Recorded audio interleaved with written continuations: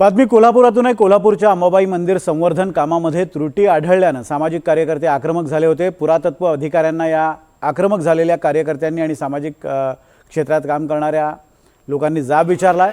अंबाबाई मंदिर आणि गडकोट कामांबाबत जाब विचारत त्यांना चप्पलही दाखवण्यात आली आहे। मंदिर परिसरातील मूर्ती, गरुड मंडप आणि इतर काही कामांबाबत प्रश्नचिन्ह उपस्थित करण्यात आलं। जिल्हाधिकाऱ्यांसोबतच्या बैठकीनंतर सभागृहातच कार्यकर्ते भडकले होते। अखेर पोलिसांनी हस्तक्षेप करत कार्यकर्त्यांना शांतता राखण्याचं आवाहन केलं।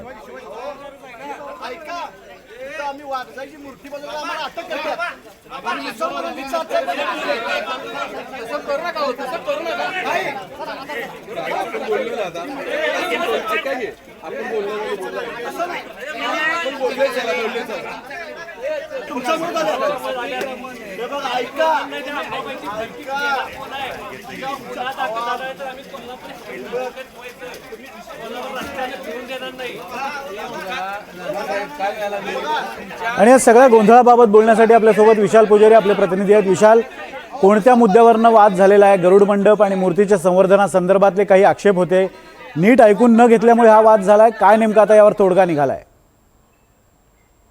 खरं तर अंबाबाई मंदिर संवर्धन विकास कामाची एक बैठक जी आहे ती जिल्हाधिकारी कार्यालयामध्ये आज पार पडली। जिल्हाधिकारी आमदार राजेश क्षीरसागर, त्याच्याबरोबर काही प्रशासकीय अधिकारी आणि हे सगळे सामाजिक कार्यकर्ते, हिंदुत्वाची संघटनेचे कार्यकर्ते उपस्थित होते। यामध्ये अंबाबाई मंदिर परिसरामध्ये जे काही काम सुरू आहे, ज्याच्यामध्ये साधारणतः 1500 कोटी रुपयांचा निधी आलेला आहे आणि या निधीमधून कामं जी सुरू आहेत त्या कामांबाबत प्रश्नचिन्ह उपस्थित करण्यात आले। यामध्ये विशेषतः मंदिर परिसरामधल्या मूर्ती असतील, मंदिरामध्ये जे काम सुरू आहे त्याचबरोबर मंदिरावर नुकताच बसलेला सोन्याचा कळस असेल, गरुड मंडप असेल, यासारख्या कामांवरून हे प्रश्नचिन्ह जे आहे ते उपस्थित करण्यात आले। यामध्ये काही प्रमाणात गोंधळाचं वातावरण देखील या बैठकीमध्ये पाहायला मिळालेलं होतं। याच मंदिर संवर्धनाच्या कामामध्ये अनेक त्रुटी आढळल्यानं हे सगळे सामाजिक कार्यकर्ते पुरातत्व विभागावर नाराज असल्याचं पाहायला मिळते।